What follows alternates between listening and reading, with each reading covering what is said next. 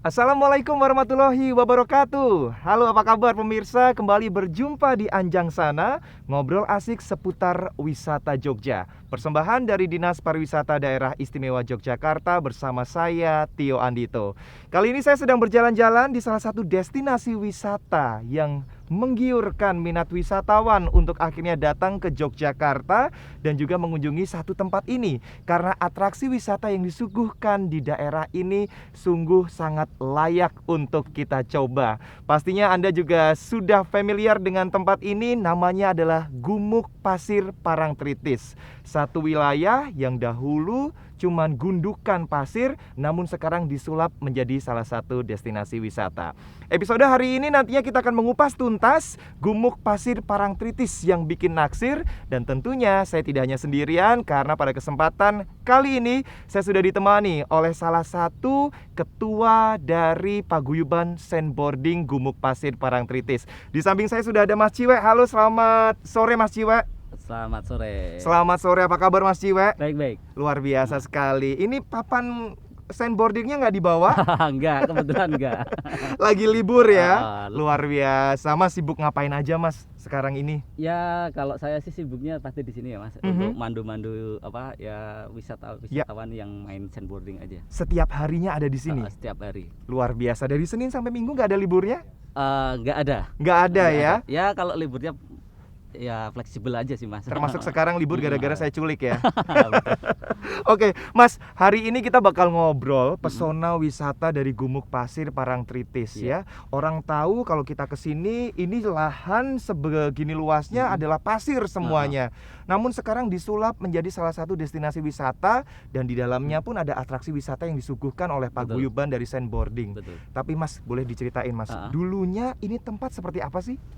Dulu-dulunya jadi kita menemukan tempat ini ya secara tidak langsung juga sih. Jadi dulu-dulunya di area sini itu dibikin bangunan-bangunan. Padahal dari aturan pemerintah sendiri tidak boleh mendirikan bangunan yang sifatnya permanen. Bangunan rumah atau rumah. losmen atau apa? Ya rumah untuk ditinggali, tapi kebanyakan yang bertempat tinggal di situ bukan asli sini sih. Oh, jadi pendatang ya? Pendatang. Pendatang yang akhirnya bikin rumah di lokasi ini ya? Betul. Oke, nah setelah itu?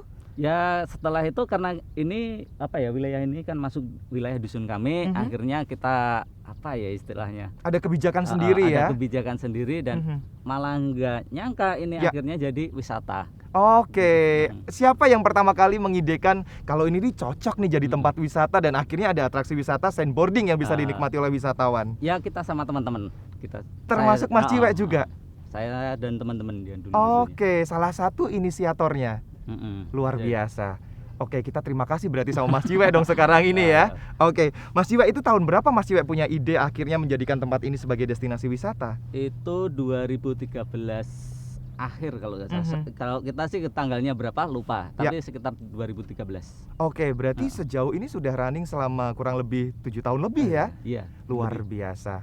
Oke, perkembangannya seperti apa Mas? Dari awal hingga sekarang yang Mas Ciwe lihat nih. Kalau dari awal-awal semenjak itu terus saya sendiri nyiptain sandboarding, mulai diliput media, akhirnya cepet banget itu naiknya. Cepet banget naiknya.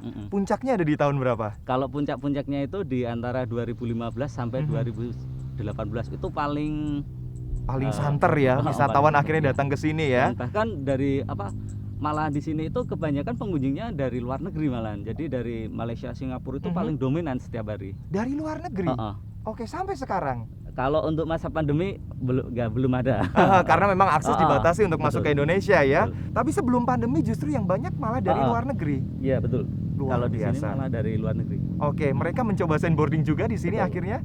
Apa yang mereka rasakan waktu itu Mas? Ya kalau untuk ya senang aja sih kalau dia. Ya setiap dia selesai main tetap kita tanyain gimana kesan-kesannya. Nah, dan dia biasanya kita juga minta saran, nah ini Aha. harus gimana kayak Oke, gitu. oke, karena bingung ya, Mm-mm. kita juga harus menyesuaikan adaptasi Betul. untuk bisa welcoming mereka, untuk bisa nyaman di sini ya, karena memang di negaranya tidak ada seperti ini ya Mas Betul, ya. betul. Oke, luar biasa sekali. Mas, kalau misalnya boleh dihitung nih Mas ya, Mm-mm. dari tahun sebelum kita masuk di masa corona, itu berapa orang yang akhirnya per tahunnya itu bisa menikmati Gumuk Pasir Parangtritis ini? Wah, yang pasti banyak banget Mas. Saya sendiri nggak pernah ngitung ya Mas. Iya. Dari pengunjung itu berapa? Aha. Soalnya kalau di sini pengunjung itu rata-rata yang memanage itu dari retribusi. Jadi Oke. kita tinggal bersihnya aja. Oke. Gitu Jadi aja. nggak pernah ngitung Nggak berapa pernah ngitung. orang yang pernah menikmati ini selama setahun tahun ya.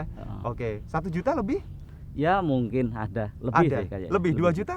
Ya kurang tahu. Oke. Mas, kalau misalnya nih teman-teman atau mungkin wisatawan yang belum pernah menginjakan kakinya di Gumuk Pasir Parangtritis, boleh dikasih bocoran dong, Mas. Di sini sebenarnya kita bisa menikmati apa saja sih?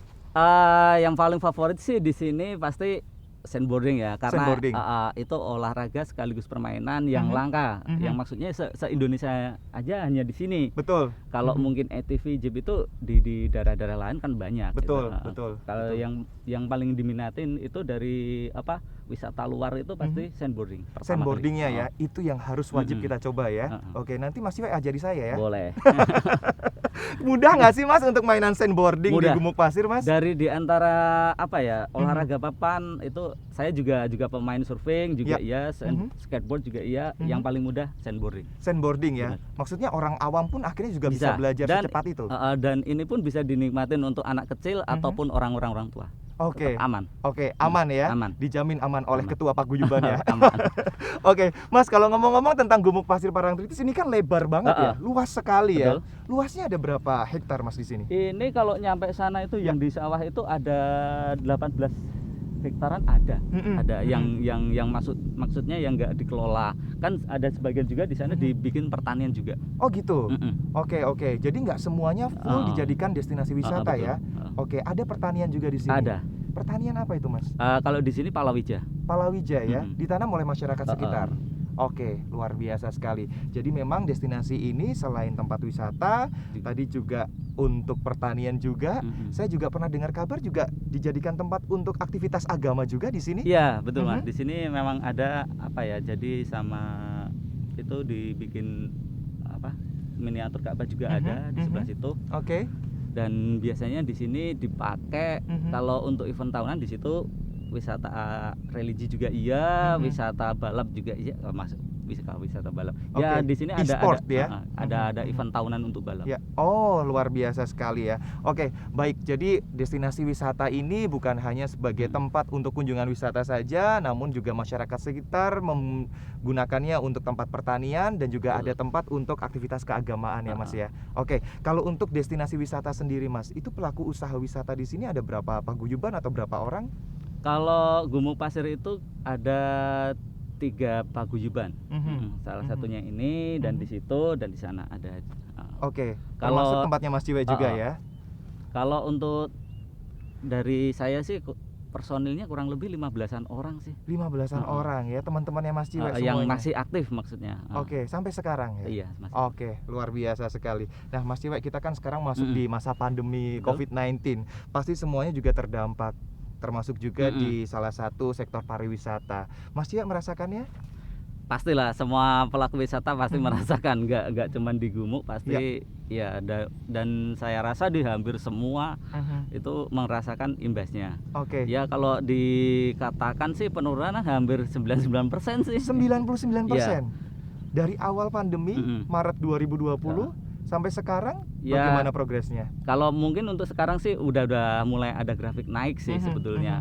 Terus kemarin ada PSBB turun lagi dan ini mulai naik lagi. Dan kalau wisatawan itu biasanya menilainya ke pengunjungnya dari bus aja. Kalau biasanya ada rombongan bus, berarti di situ mulai ada grafik naik. Berarti Mas Ciwe seneng ya kalau misalnya kita lagi macet gitu ya? Ya bisa dihitung dari macetnya juga. Ya itu menandakan berarti banyak pengunjung yang akhirnya berkunjung ke destinasi wisata yang ada di Parangtritis ya, Mas ya. Oke, Mas Ciwe, bagaimana caranya Mas Ciwe untuk mensinergikan? Kita kan punya destinasi utama di sini Pantai Parangtritis ya. Betul. Ini termasuk satu hal yang baru sebelum Pantai Parangtritis ya. Ada kerjasama sendiri dengan pelaku usaha yang ada di sana, Mas?